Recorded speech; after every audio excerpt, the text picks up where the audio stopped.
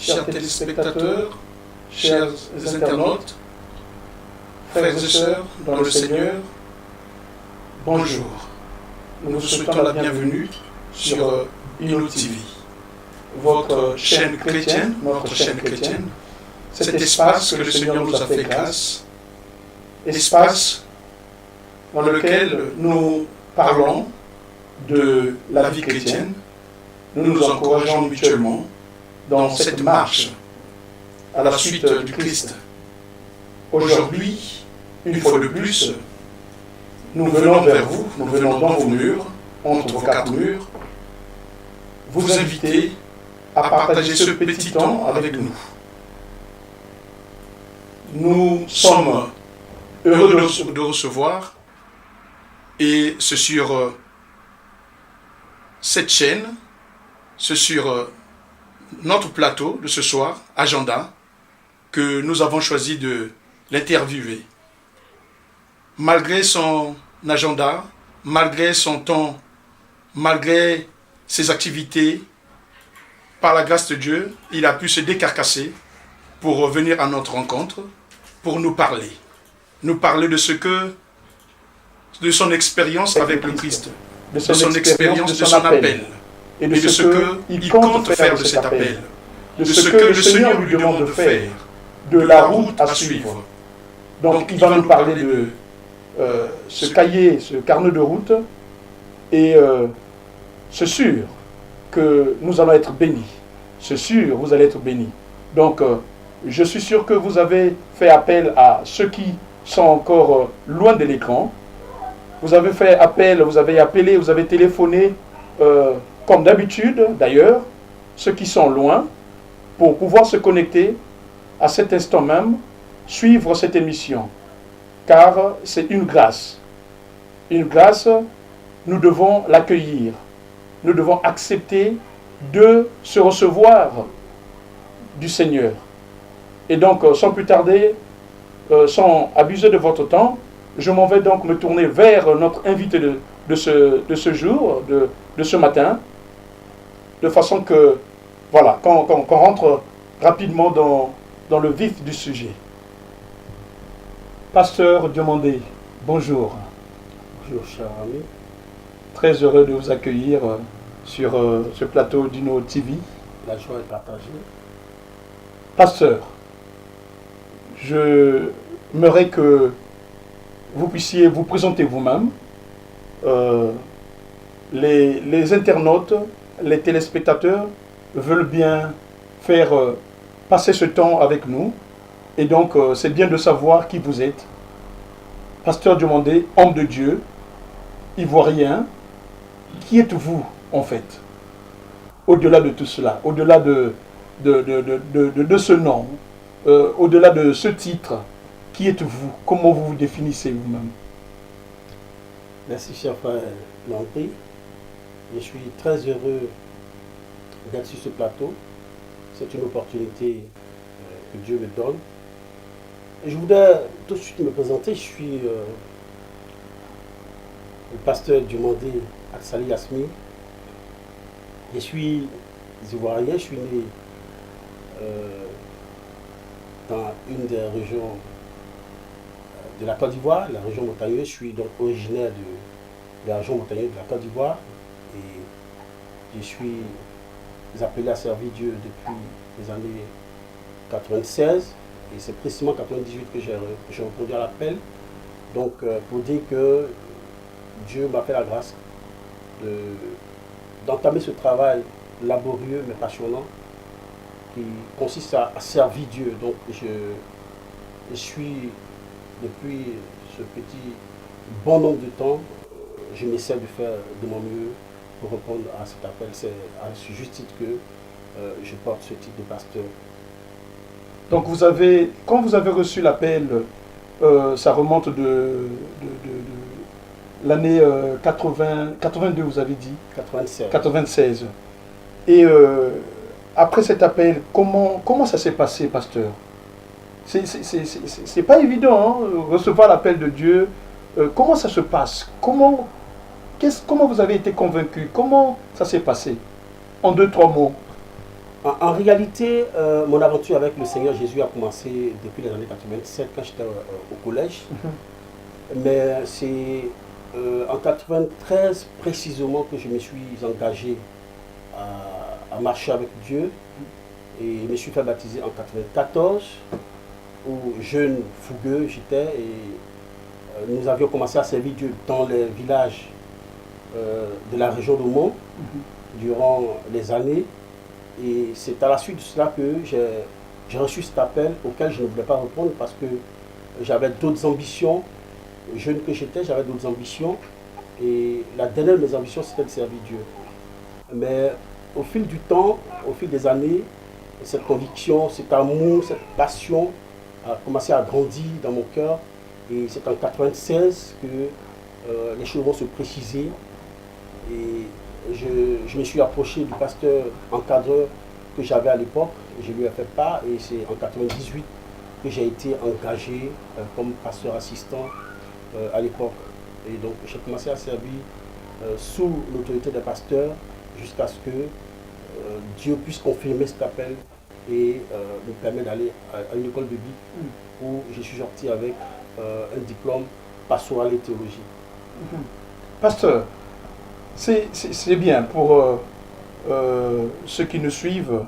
Je suis sûr qu'il y a plein de jeunes qui sont accrochés, qui sont devant leurs écrans, en train de nous suivre. Quand vous recevez cet appel, vous aviez dit que c'est avant tout, c'était peut-être la dernière chose que vous aviez en tête, servir le Seigneur. Donc vous aviez d'autres ambitions. C'est quoi? Qu'est-ce que vous vouliez faire de votre vie? Devenir médecin, travailler conducteur de bus? C'était quoi? Ben, j'avoue que mon rêve d'enfant, c'était de devenir, premièrement, je voulais dire d'abord que je suis né d'une famille où il y avait beaucoup de militaires, et j'étais tombé en estime pour ce corps de métier. Mon oncle que j'aimais beaucoup, qui est maintenant passé du côté du Seigneur, le capitaine Thierry Georges, qui a été pour moi un des modèles. Donc je nourrissais cette ambition-là de devenir militaire. Et donc voilà. Et après, le Seigneur va me couper la route. J'avoue que ça n'a pas été facile pour moi de répondre à cet appel. Je me suis dit non, mais Seigneur, je veux bien te suivre. Là, il n'y a pas de discours dessus, je veux bien te suivre. Mais ne permets pas que je puisse abandonner mes rêves d'enfant. Je veux travailler pour soutenir ton œuvre. Mon ambition, ce n'est pas d'être pasteur. Parce que pour la petite histoire, je vais vous dire rapidement, à l'époque où nous nous engagions dans le Seigneur, moi je vous ai dit, j'étais dans une région, donc nous étions dans les villages. Donc servir Dieu dans les villages, c'est vraiment une autre réalité. Et donc le jeune pasteur qui était là à l'époque dans le village où je me convertissais, je voyais comment était sa vie, sa famille, lui et ses enfants, je voyais comment était leur vie. Donc moi je me suis dit, bon voilà, je vais travailler, soutenir l'œuvre de Dieu, soutenir le pasteur avec ce que je vais gagner. Mais là, le Seigneur a dit non, c'est plutôt toi que je veux à mon œuvre. Donc ça a été vraiment une bagarre. Je vous parle des années 96 et c'est jusqu'en 98 que j'ai commencé à servir. Donc ça veut dire que j'ai pris 2 ans pour lutter avec cette idée. Mais plus les jours avançaient, plus la passion remplissait mon cœur et je ne pouvais vraiment pas m'en séparer. Donc jusqu'à ce que j'abdique et que je m'abandonne. Pasteur, en même temps que j'ai l'impression que c'est en même temps un témoignage.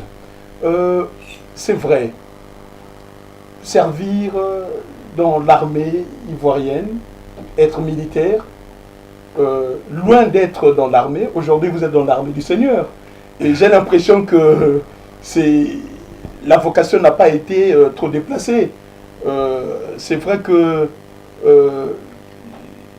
l'engagement, dans tous les cas, nous avons l'engagement, nous avons cette discipline que l'armée, que ça demande d'être militaire.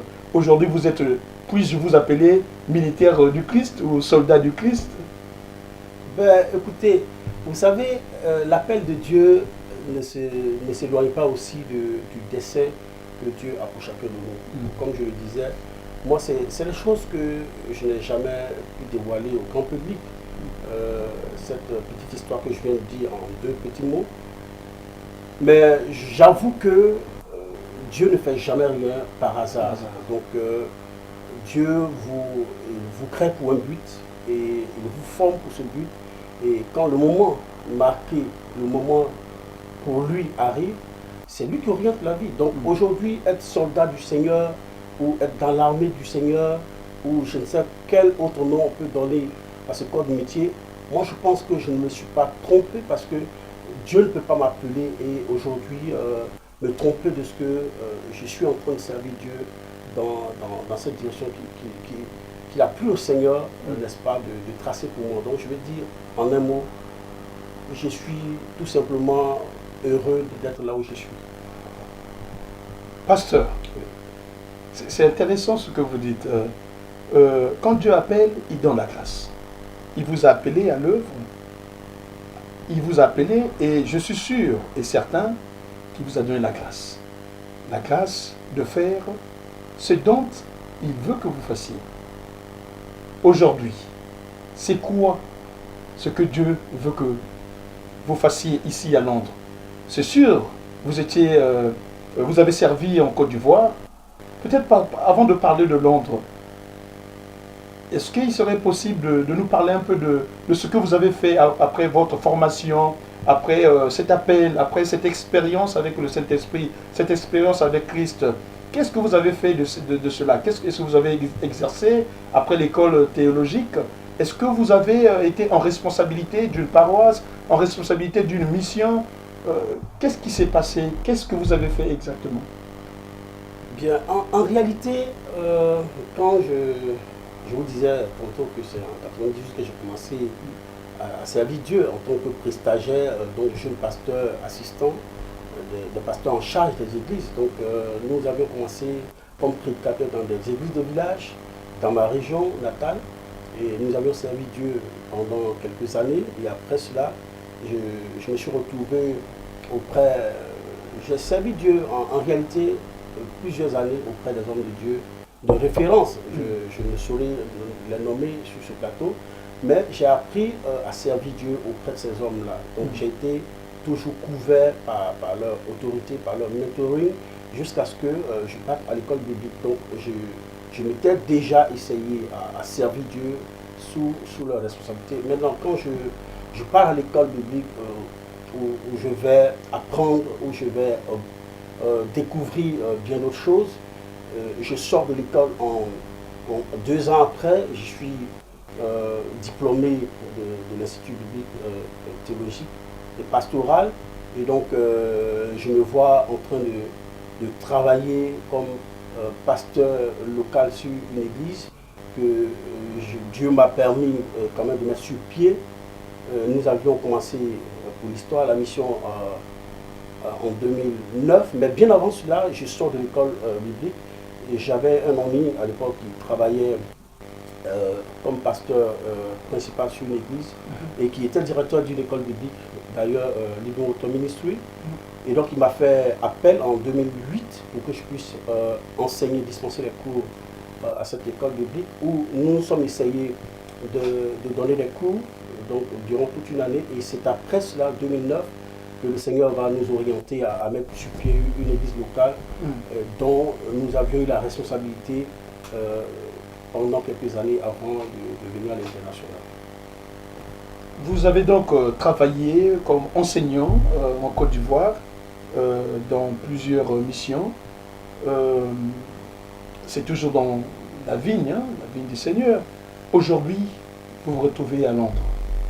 Est-ce que cela s'est arrêté ou c'est une continuité de ce que vous faisiez en Côte d'Ivoire, ou c'est une rupture totale, ou c'est un autre commencement? Bien, merci de me donner l'opportunité de parler un peu d'un aspect de ma vie au service de Dieu. Disons, juste après les événements malheureux qu'a connu mon pays, je parle précisément de 2011.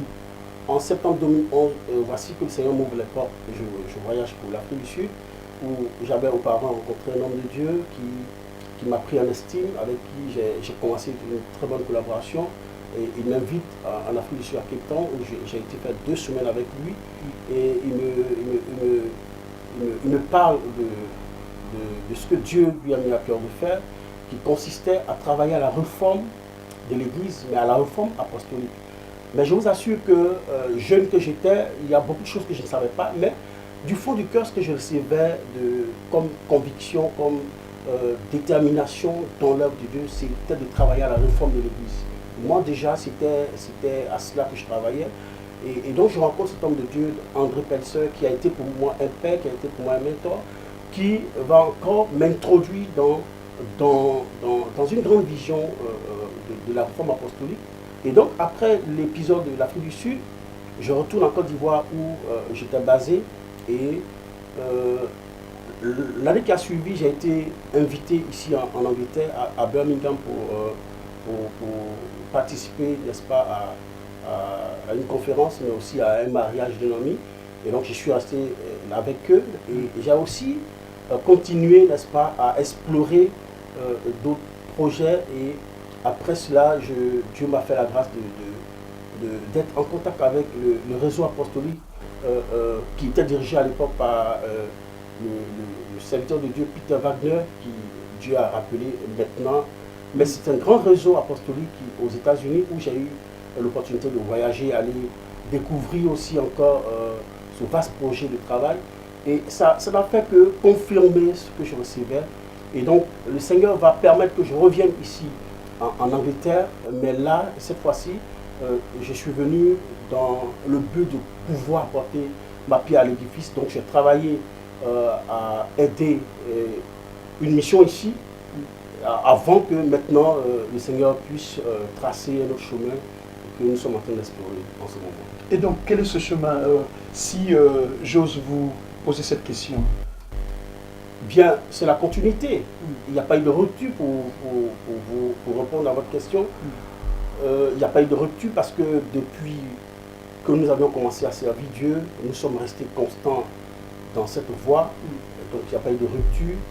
Et donc là, cette fois-ci, nous sommes en train de travailler à la vision que Dieu a mis sur notre cœur, qui consiste à implanter une œuvre nouvelle et continuer vraiment dans l'aspiration que nous avons reçue. Et donc, c'est depuis quand est-ce que l'œuvre est déjà établie ou c'est à ses premiers pas? Si j'ose bien comprendre, le Seigneur vous appelle à une autre dimension aujourd'hui. Vous appelle à aller de l'avant, à créer, à mettre en place une structure, une église. Est-ce que vous pouvez donner plus de détails? Bien, ce que nous sommes en train de faire en ce moment, c'est la continuité de l'œuvre que nous avions commencé en Côte d'Ivoire depuis 2009. Je vous ai dit que quand je suis arrivé ici, j'ai travaillé à aider l'église. Mais c'était juste un parcours. Maintenant, nous sommes en train d'avancer avec le Seigneur, mais là, les choses se précisent. Nous allons mettre sur pied une église locale, mais la question majeure reste répondre à l'appel de Dieu, répondre à la vision, faire ce que le Seigneur nous commande de faire. Donc, nous ne ferons jamais assez. Et plus les jours avancent, plus nous nous rendons compte que le défi est grand, ce qui reste à faire est énorme. Donc, nous employons chaque jour à faire de notre mieux pour joindre l'utile à l'agréable. Pasteur, pour ceux qui nous suivent, je suis sûr que c'est quoi la vision? Qu'est-ce que le Seigneur vous met à cœur aujourd'hui? Quelle est la motivation que vous avez? Qu'est-ce que vous avez au plus profond de vous? Qu'est-ce que vous voulez faire ou qu'est-ce que Dieu veut que vous fassiez? Peut-être que ceux qui nous suivent vont peut-être se retrouver dans cette vision-là, vont se retrouver dans ce que vous allez dire. Je suis sûr qu'il y a une certaine motivation il y a une précision dans une direction bien précise, un appel bien précis, établir l'église ou une mission ici à Londres. C'est sûr que ça ne sera pas comme toutes les missions, mais il y a quelque chose que le Seigneur vous a mis à cœur. Et c'est quoi cette particularité, c'est quoi cette vision que vous voulez suivre, que vous voulez mettre en place? Merci Fred. Ça serait très prétentieux de dire que nous allons travailler différemment que les autres, mais je dirais simplement que nous venons pour apporter notre pierre à l'édifice. Ceux qui nous ont précédés dans la mission ont fait ce qu'ils pouvaient faire avec la possibilité que Dieu leur a donnée. Et nous sommes en train de les suivre, nous sommes aussi en train d'apporter notre contribution. Mais pour vous parler de particularités de ce que nous sommes en train de faire, je l'ai dit tantôt, nous avons la vision de la réforme de l'Église.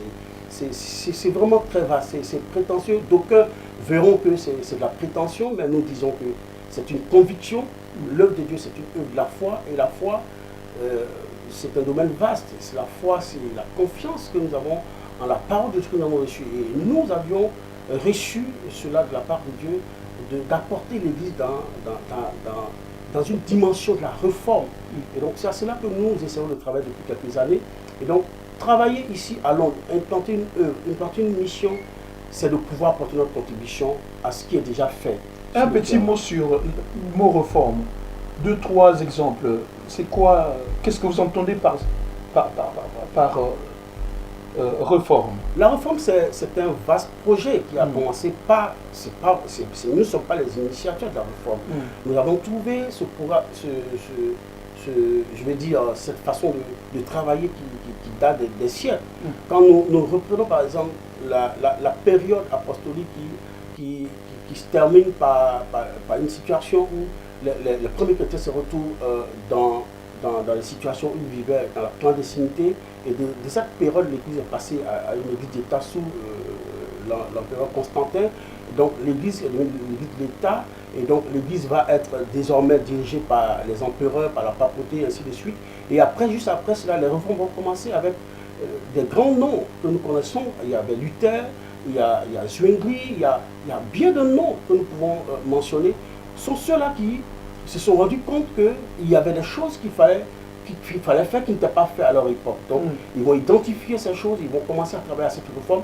Mais nous disons ici que la réforme n'est pas finie, parce que Dieu parle, à chaque époque, Dieu élève des hommes de la situation. Et donc, ces hommes-là, Dieu les élève en fonction du besoin qui se présente au moment où il les appelle. Donc, nous parlons de réforme de l'Église aujourd'hui parce que nous constatons qu'il y a beaucoup de choses qui se passent dans nos églises locales qui nécessitent vraiment que les voix s'élèvent pour apporter une correction de la part de Dieu. Je veux dire, à partir de la parole de Dieu, à partir des enseignements de Dieu. Pasteur, un lieu, des locaux déjà trouvés pour cette mission? Bien, une adresse? Oui, oui, nous ne pouvons pas parler de commencer un travail si nous n'avons pas de précision par rapport à l'endroit géographique. Voilà, je voudrais ici annoncer que par la grâce de Dieu, nous avons pu avoir une salle dans une des communes de la ville de Londres. Je vais parler précisément de la commune de Lewisham. Nous avons donc trouvé une salle dans le Leisure Center qui est située à Lower Sydenham, dans la commune de Lewisham, comme je l'ai dit tantôt. Donc ici, je peux vous dire, c'est le Bridge Leisure Center à Kingsley Bridge Road, à Lower Sydenham, dans le bord de Lewisham, au postcode SI26 5AQ. Bon, pour les Anglais, c'est SI26 et 5AQ. Donc c'est à cette adresse que désormais nous allons nous retrouver et nous comptons démarrer nos activités à partir du mois prochain, mais précisément à la date du 5 novembre. Et les rencontres, c'est comme d'habitude les dimanches ou d'autres le matin, le soir? Pour l'instant, nous comptons commencer nos rencontres les dimanches l'après-midi de 14h à 15h. Et avec le temps, nous essaierons de trouver d'autres plateformes rencontres et d'enseignements. Mais je voulais situer déjà que nous voulons travailler essentiellement sur la formation du disciple, parce que c'est là le nœud du problème. Plus nous travaillons dans la vision du Seigneur, plus nous avons la caution du Seigneur. Donc ce que le Seigneur nous demande à faire, c'est de former le disciple. Donc nous voulons commencer déjà par la formation du disciple et pouvoir préparer, n'est-ce pas, les gens capables d'aller à l'encontre du monde et parler, présenter Christ. Parce que l'essentiel, ce n'est pas de présenter Christ, mais après avoir présenté Christ, il faut pouvoir former Christ en ces personnes qui l'ont reçu. Et lorsque ces personnes-là seront formées, lorsque Christ sera formé en eux, c'est de les rendre capables de pouvoir continuer la mission, comme le Seigneur l'a lui-même dit. Donc voilà ce à quoi nous devons travailler. Donc je voudrais bien reprendre l'adresse parce que peut-être qu'ils n'ont pas pu écrire. Peut-être que, je ne sais pas si nos frères à la technique peuvent nous aider avec cette adresse, à afficher l'adresse sur l'écran. Si ce n'est pas possible, le pasteur va encore relire. Peut-être que moi je vais aider le pasteur à le faire. The Bridge Leisure Center. Donc c'est à Lewisham, Kingsley Bridge Road, Lower Sydney. Le postcode c'est SI 26 5AQ. SI 26 5AQ. Donc Lower Sydenham, Kingsley Bridge Road, dans le Leisure Center à Lewisham. Donc nous arrivons au terme de notre conversation, notre dialogue d'aujourd'hui. J'espère que vous avez bien profité. L'homme de Dieu qui nous vient droit, qui a fait un grand parcours, il était en Côte d'Ivoire, maintenant à Londres, pour donner ce qu'il a reçu de la part du Christ. C'est une grâce. Tu veux être disciple, voilà, l'adresse a été donnée. L'homme de Dieu est là, il va donner, il va déballer ce qu'il a reçu de la part du Seigneur. Et c'est pour l'édifice, comme il a dit, c'est pour apporter la pierre à l'édifice, c'est pour mettre la main dans la pâte, c'est pour travailler pour le Seigneur. Et donc, si tu te retrouves dans cet appel, dans cette vision, n'hésite pas d'aller à Sydney, à l'adresse donnée, à Sydenham, à Lewisham, Leisure Center, Kingsley Bridge Road, Lower Sydenham, et le postcode c'est SI 26 5AQ. Voilà. Pasteur, je ne saurais, comme disent les Anglais, I will not take this for granted. Je ne saurais vous remercier malgré votre programme aussi chargé, parce que quand on commence une œuvre, quand on commence, il y a beaucoup de choses. Mais vous avez pu vous décarcasser pour venir partager avec le peuple de Dieu. Merci d'être venu, merci de nous faire ce partage. Et j'espère que ceux qui nous suivent ont bien profité de votre témoignage, ont tiré des leçons que quand vous avez un plan, vous pouvez avoir un plan, mais le Seigneur, c'est lui qui a le plan ultime. Et c'est lui qui nous fortifie, qui nous donne la grâce d'aller là où il veut que nous allions. Et aujourd'hui, vous êtes ici, vous êtes à Londres, toujours dans la mission, toujours dans l'œuvre. Je vous remercie. Peut-être que vous avez un dernier mot à dire au peuple de Dieu avant que mon heure, je suis sûr que ceux de la production, ils sont déjà prêts à passer à autre chose. Et donc, très rapidement, un petit mot pour nos téléspectateurs. Bien, comme dernier mot, je voudrais dire merci à Hilo TV qui me donne l'occasion aujourd'hui de parler de cette mission. Nous sommes la mission New Breath International Mission, qui en français, lorsque nous avons commencé la mission, c'était Mission Évangile Souffle Nouveau. Et donc nous travaillons dans un pays anglophone, donc il va sans dire qu'il faut transcrire cela en anglais. Donc cela donne New Breath International Mission. Et nous sommes situés à cette adresse à The Bridge Leisure Center à Kingsley Bridge Road, là à Sydenham, dans la commune de Lewisham, au postcode SI 26 Fad et Q. Donc nous voulons inviter tous les frères, toutes les sœurs, tous ceux qui sont amoureux des enseignements du Seigneur, tous ceux qui sont amoureux de la parole de Dieu, ceux qui sont fatigués, ceux qui sont à la recherche de la vérité, ceux qui veulent entendre encore la voix de Dieu, ceux qui veulent encore expérimenter les enseignements du Seigneur Jésus. Nous voulons les inviter à cette adresse. Nous ne voulons pas avoir la prétention, mais nous pensons que Dieu nous a mandaté d'un message, Dieu nous a mandaté d'une mission, c'est de conduire les brebis à la bergerie. Donc nous voulons vraiment les inviter à cette adresse et prier que Dieu puisse les bénir pour ceux qui nous suivent en ce moment. Que Dieu vous bénisse. La parole de Dieu dit, mes brebis entendent ma voix. J'espère que vous avez entendu la voix de ce messager du Christ. À la prochaine et à très bientôt. Merci. Au revoir.